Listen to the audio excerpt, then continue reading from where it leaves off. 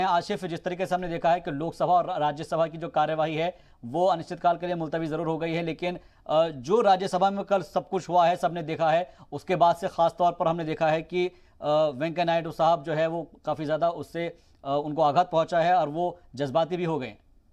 बिल्कुल शहबाज, देखिए मैं आपको बताऊं कि इस तमाम बातों के लिए हमारे साथ इस वक्त खास मेहमान हमारे स्टीफन साहब हैं, जो सांसद हैं और खुद जानते हैं।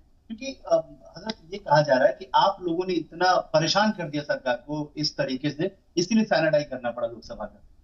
सरकार की जो मन में आएगा, जो मर्जी आएगी वो होगा। क्या है, सरकार ने विपक्ष को परेशान किया, सरकार की वजह से सदन नहीं चले। क्या पेगासस का मामूली बात समझ रहे? पेगासस इतना बड़ा मुद्दा है देश के लिए कि अगर शायद आप तो सब बच्चे होंगे, सन 1972 में वाटरगेट स्कैंडल अमेरिका का शायद आपने सुना होगा। बिल्कुल, उस वाटरगेट स्कैंडल के अंदर वायर टैपिंग हुई थी और वायर टैपिंग की वजह से प्रेसिडेंट निक्सन को रिजाइन करना पड़ा था 1974 में। यहाँ तो हिंदुस्तान है, ये इनकी कुछ नसीबी है कि कोई यहाँ पे कहने वाला नहीं है। हम अगर ये कह रहे हैं कि आप पेगासस पे डिस्कशन करिए, हम ये नहीं कह रहे कि आपने किया है, डिस्कशन तो करिए, हम सबूत देंगे। हो सकता है हम गलत हो सकता है हम सही हो, डिस्कशन करने में क्या परेशानी थी। और फिर देश के अंदर इतनी बड़ी महंगाई, डीजल, पेट्रोल, एलपीजी, और किसान 8 महीने से बैठा हुआ है।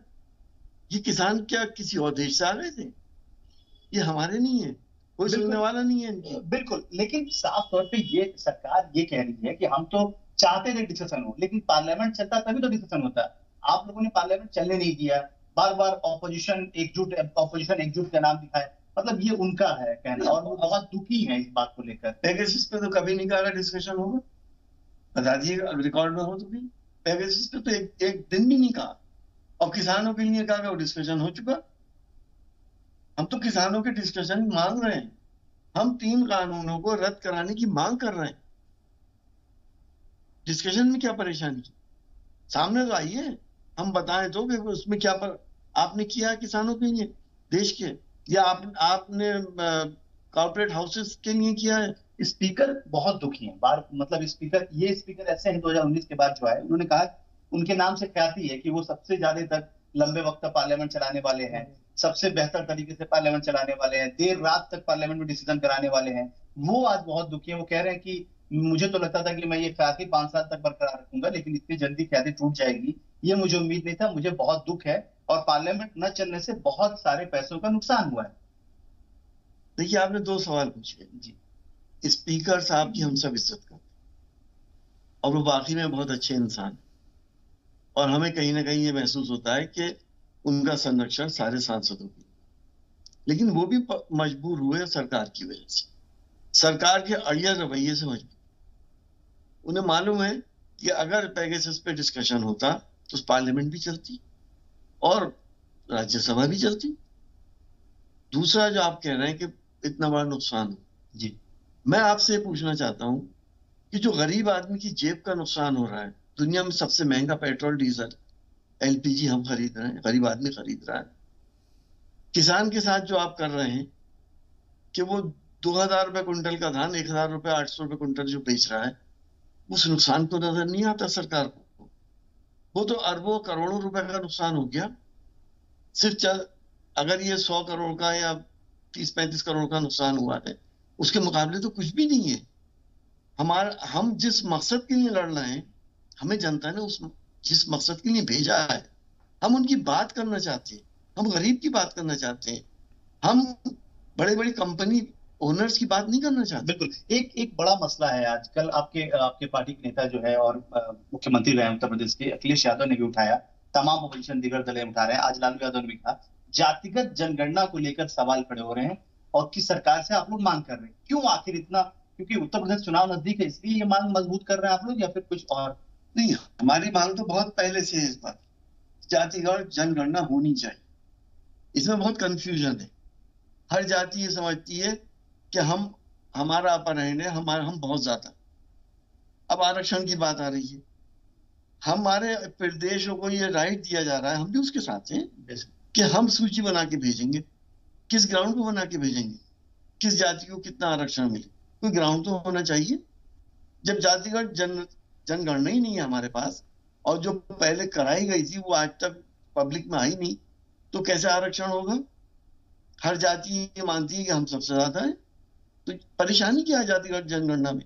सिर्फ ये परेशानी है क्योंकि जो सरकारें बनी हुई है, लेकिन अपर क्लास की। आप भी ये कह रहे हैं कि ये मांग हमारी बहुत पुरानी है, बिल्कुल सही कह रहे हैं, लेकिन ये मांग अभी क्यों जोर पकड़ने लगी? क्या उत्तर प्रदेश चुनाव में इसका असर पड़ने वाला है? उत्तर प्रदेश चुनाव को नजदीक देख के आप लोगों को ये लग रहा है कि ये प्लान अच्छा रहेगा, बेहतर होगा? ये बिल अभी तो आया पार्लियामेंट में। ये सुप्रीम कोर्ट ने, पहले था ये प्रोविजन, सुप्रीम कोर्ट ने इसको खत्म किया मराठा आरक्षण की वजह से जी। अब उसको अमेंडमेंट किया जा रहा है। ये बिल अब आया तो कम से कम हमें ये तो पता चले कि हमारे कॉन्स्टिट्यूएंसीज में कौन सी जाति कितनी है, उत्तर प्रदेश में कौन सी जाति कितनी है, मध्य प्रदेश में, महाराष्ट्र में कौन सी कितनी है। इसमें परेशानी क्यों हो रही है? अगर सत्ता वाले ये क्यों नहीं बता रहे कि ये जाति इतनी है? क्या उनको इस बात का डर है कि जो सत्ता में बैठे हैं वो बहुत कम लोग हैं, वो जातियां बहुत कम है जो मेजॉरिटी के ऊपर रूल कर रही हैं? आप खैर बहुत ही सीजन पॉलिटिशियन है, माना यह जाता रहा है। एक सवाल आपसे बहुत लाजमी सा है, पार्लियामेंट आज से खत्म हो गया, आप लोगों ने इस बार पहली बार 2019 के लोकसभा चुनाव के बाद ऑपोजिशन इतनी मजबूत तरीके से दिखी, उसकी बात आप लोगों ने रखी। अब पार्लियामेंट खत्म होने के बाद क्या प्लान है, कैसे अब लोग आगे बढ़ेंगे? और राहुल गांधी अभी तक लीड कर रहे थे, क्या आगे भी ऐसे ही रहेगा या फिर कुछ और तब्दीलियां होंगी? आप पॉलिटिकल क्वेश्चन कर रहे हैं मुझसे। ये मेरा राइट नहीं है कि कौन लीड किसको करेगा, ये मेरे नेता का राइट जी। लेकिन और अपोजिशन जनता के हितों के लिए एक है, गरीब के, किसान के हित के लिए हम सब एक है। हम बड़े बड़े कॉर्पोरेट हाउसेस के लिए, अडानी अंबानी के लिए हम नहीं आए यहाँ, हमें गरीब जनता ने भेजा, हमें उसकी बात करनी। बिल्कुल, लेकिन पॉलिटिकल सवाल तो आपसे लाजमी है। आप ऐसे मतलब ऐसे किनारा कर लेंगे ये भी नहीं, कम से कम इतना जवाब तो जरूर बनता है कि अब क्या करेंगे आप लोग, क्योंकि जिस तरीके से, जिस मजबूती से आप लोगों ने सरकार को जवाब दिया 2019 के लोकसभा चुनाव के बाद, पहली बार ऐसा है जब पार्लियामेंट नहीं चल पाया, वो भी विपक्ष की एकजुटता से। लगातार सुबह बैठक होती थी, शाम बैठक होती थी, तमाम तस्वीरें सामने आती रही हैं। इसलिए मेरा सवाल है कि अगला आगे कदम क्या उठाने वाले हैं? और राहुल गांधी हमेशा लीड की भूमिका में नजर आए, तो आगे देखिए सरकार मान जाए, पेगासस पे इंक्वायरी हो, जेपीसी बने। हम तो ज्वाइंट पार्लियामेंट्री कमेटी की मांग कर रहे हैं क्योंकि हमारी एजेंसीज के ऊपर भी वर्चस्व सरकार का, हम उनसे नहीं करा सकते, तो हम जेपीसी की मांग कर रहे हैं।